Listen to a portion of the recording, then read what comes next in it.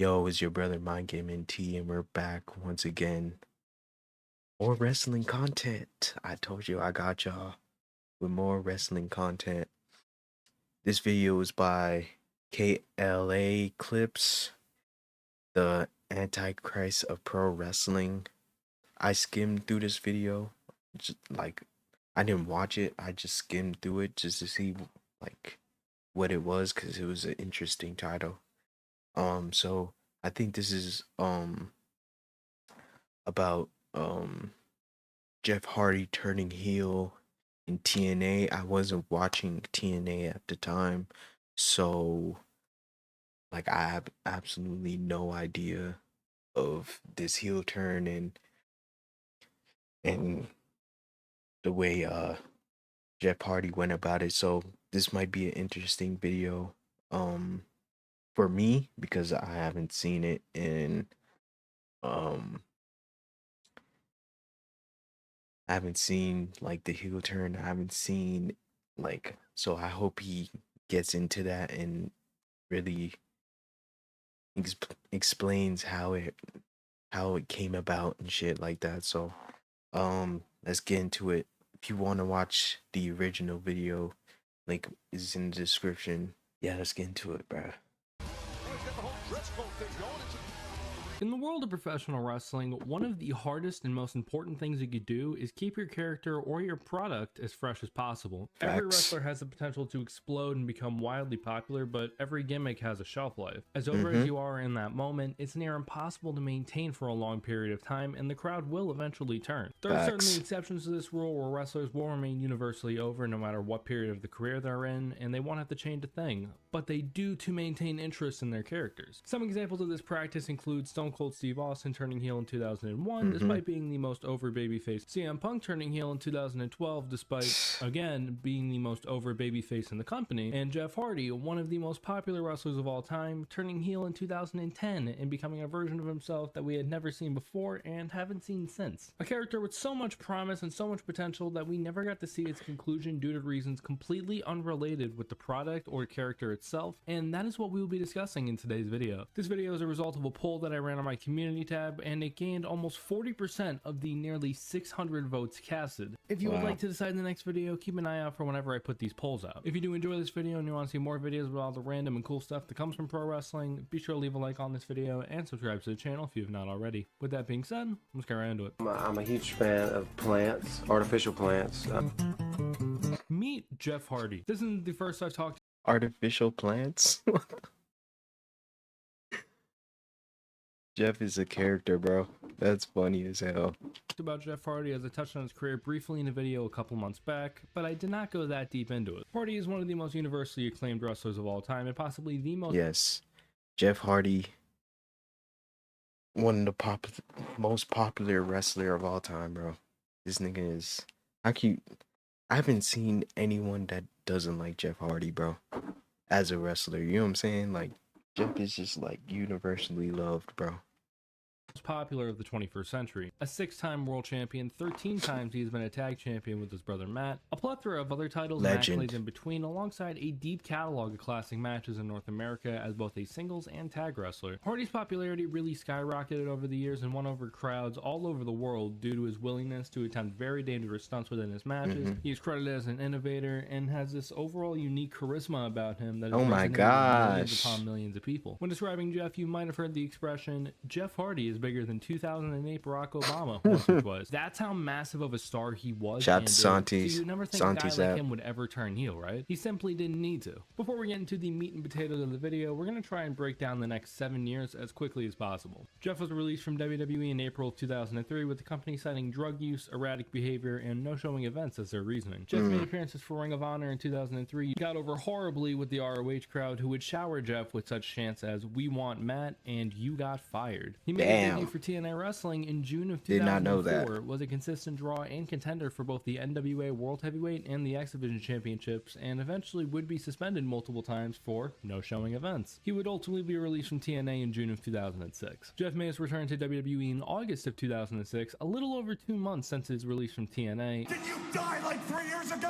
Following his return, he won the Intercontinental title a couple of times, won the tag titles yet again after Edge is reuniting so with the Hardy savage, Boys bro. and Matt, and was even paid Like, to win what Money in the- the Bank in 2008 before he was suspended for 60 days for violating WWE's wellness policy. Side note, CM Punk ended up winning the contract, cashing in on Edge, and winning his first world title. Anyways, he returned, went to SmackDown, won his first world title, lost it after his brother Matt betrayed him, entered a crazy feud with him. He'd win the World Heavyweight Championship and lose it to CM Punk, who cashed in Money in the Bank for the Again, second time. yep. Feuded with Punk throughout the summer, where they trade the title back and forth before eventually Their feud, the Punk and Jeff Hardy feud was so underrated, bro.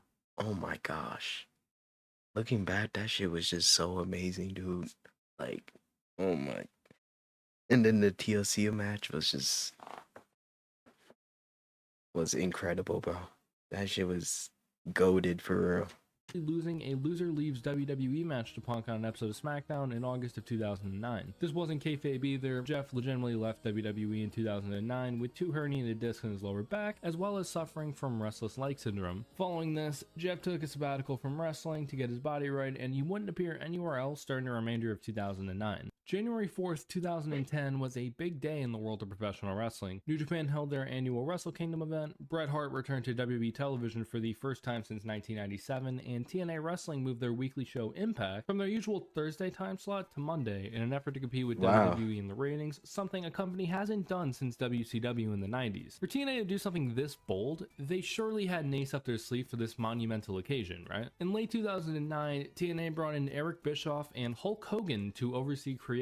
Hogan, one of the Wow. biggest names in the history of professional wrestling, being associated with your brand before all the racist shit was quite the get for TNA in terms of name value. Same goes for Eric Bischoff, who was seen as a major factor in gaining the edge over Vince McMahon in the ratings war between Raw and Nitro. This was huge for TNA, but it wasn't the only new arrivals the company would see in the coming months. TNA used to have these Steel Asylum matches. It's Oh my essentially a cage gosh. match, but there's a dome over the cage that you have to climb out the top of to win. It was primarily used in the X Division. It was used on the January 4th edition of Impact, and during the match, Homicide pulled out a police baton and started beating the shit out of everyone. And then there was no Damn. contest for whatever reason. Homicide got out somehow, and you hear some random music playing out of nowhere. It turned out that the music belonged to one Jeffrey Nero Hardy. He made the song himself, it's called Modest, who made his way through the fans of the Impact Zone in Orlando, whacked the fuck out of Homicide with a steel chair, Damn. delivered a twist of fate, climbed up the asylum, and just stared out at his new surroundings. Jeff spent the first few months getting acclimated to TNA as more stars like Ken Anderson, formerly known as Mr. Kennedy in WWE, Kennedy. and Rob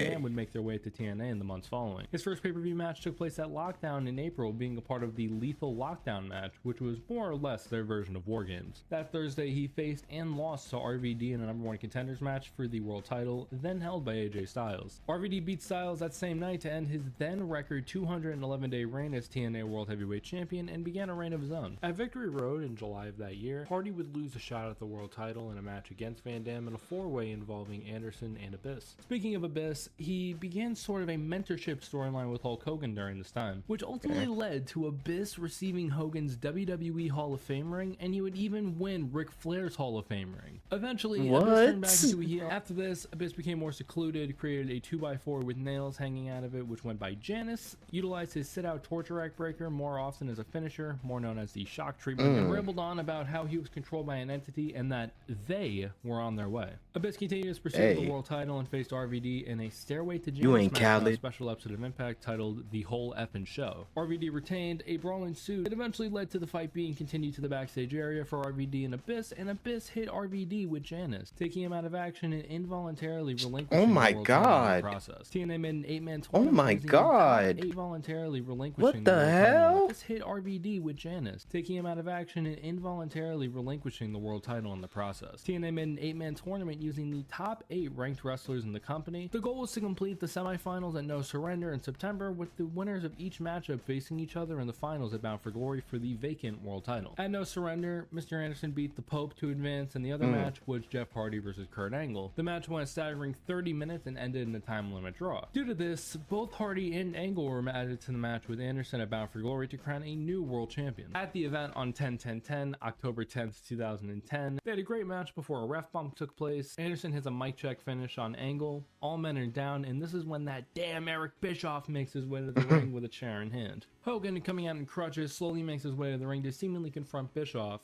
Bischoff throws the chair out of the ring. Hogan gives Bischoff a talking to, incidentally gives a crutch to Bischoff, and the two T's swinging them at one another. Jeff rolls back into the ring. Hogan gives him a crutch, and it seems like he's going to go after Bischoff until he turns around and hits Angle in the back as hard as he could with that crutch. He hits Anderson with that other crutch, hits a twist of fate. Bischoff drags Brian Hebner to make the count while he kicks him in the midsection, and the match is over. Jeff Hardy is your new world champion. Kicking him for no reason. Like, cost? what? Well, it's the referee, bro. About how Abyss was mentioning that they were coming. This is they, now known as Immortal. Everything had gone according to their plan from the get-go. In my opinion, it was honestly a great reveal and a great closing segment to their biggest show of the year in hindsight. At the time, people don't really see it the same way that I do. So, would TNA be able to capitalize and justify such a decision? After all, it takes a lot of balls to turn one of your biggest baby faces, one of your biggest draws, into a heel. Well, they did do something that was honestly unnecessary, but something so unique that Jeff Hardy had never done before that it just might work.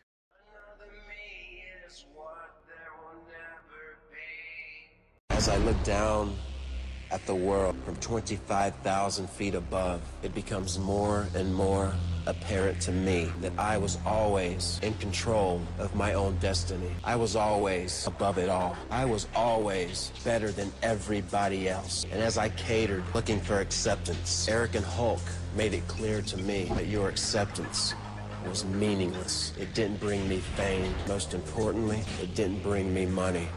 I am the here, I am the now. I am the Antichrist. Damn. Of professional wrestling. October 14th, 2010. No, he cooked with that promo. Oh my goodness. As expected, with such a heel turn, they completely reinvented Jeff Hardy and transformed him into something unlike anything we've ever seen in TNA before. Everything from his attire, to his entrances, to his promos, it was something completely different from anything else in pro wrestling at this point, during a period where it felt like they were desperately trying to become WWE. Outside of Asushi Onita and R-Truth at one time on Raw, I've hardly seen a wrestler smoke a cigarette on air and pull it off. Add Jeff to that list. During this time, Jeff designed his own version of the world title, and it was used by him during this reign. Not really my cup of tea, but it's still sick that he got to use it. As far as Jeff's reign goes, it was certainly one that had happened. He began a feud with Matt Morgan, who was kicked out of the Fortune stable shortly after they had merged with Immortal. This feud resulted in 2 matches between them for the world title at the Turning Point and Final Resolution pay-per-views to close out 2010. The Turning Point match ended mostly clean, with Jeff working on Morgan's leg throughout the match and winning with what was now known as a Twist of Hate. The Final Resolution match, this time a no DQ Twist match of Hate, with Mr. that's Anderson hard. as the special guest ref, until he got taken out inadvertently. Morgan hits a carbon footprint, covers Jeff for a solid 40 seconds. Hardy hits a low blow and a Twist of Hate to Morgan onto the steel chair to retain once again. Hardy's next defense was in the Tokyo Dome against a young Tetsuya Naito on January 4th, 2011 at Wrestle Kingdom 5. During the match, Jeff was notably intoxicated and is one of the main reasons as to why New Japan ended their working relationship with TNA.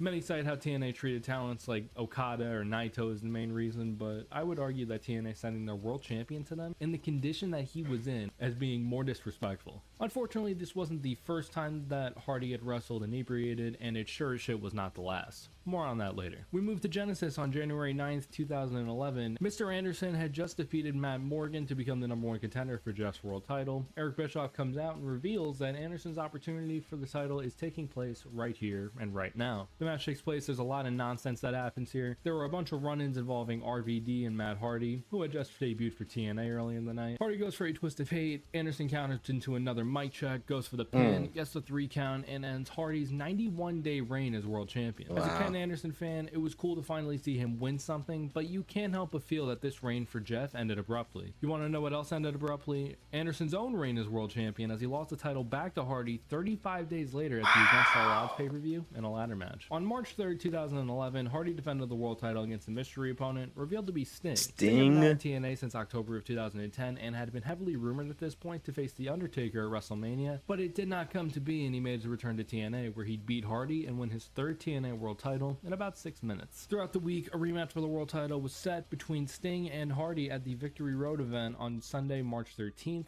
And this is where the circus starts. Jeff makes his entrance, or at least attempts to make his entrance, as he's about a minute past his cue. He's stumbling around the impact zone while playing with his shirt and singing the words to his entrance theme. It does go hard, so I get it. He eventually gets to the ring. Sting now makes his way to the ring. As the crowd bows and he raises the belt, in the background you see referee Brian Hebner put up the dreaded X, and we now know that this isn't going to happen the way it was going to. Jeremy Borash makes the introductions before the bell rings. Eric Bischoff comes out and announces that it'll be a no DQ match to the live audience. He calls an audible off the mic and tells Sting to get Jeff in a Scorpion Death Drop to keep him down for the 3 to end this train wreck as soon as possible. The bell rings and hell begins. For about 50 seconds, Jeff teases tossing his shirt into the crowd before just dropping it onto the apron. Sting hits some punches and a kick before getting Jeff into a Scorpion Death Drop, putting his entire weight onto his shoulders to secure the 3 and to end this. Jeff no-sells it and is very confused as the ref raises Sting's hand. The crowd chants bullshit for that bullshit ending. Sting famously responds with, "I agree," and the show ended. TNA apologized for this by giving everybody who purchased pay-per-view 6 months free of their on-demand service. Admittedly, it's been a while since I've watched this match back, and I've never really felt any sort of way about it other than pity. This is the first time I've watched this back and felt genuine frustration, and while some of it is at Jeff for his irresponsible and damaging action, it's more on TNA for even allowing this travesty to happen in the first place. According to Bischoff, Jeff had made an appearance for the 11 a.m. mandatory call time. It was not seen again until right before the main event. Victory Road started at around 8 p.m. Eastern. The shows end up being around 2.5 to 3 hours. So let's say the main event started around 10:30. You didn't see the guy for over 11 fucking hours and you still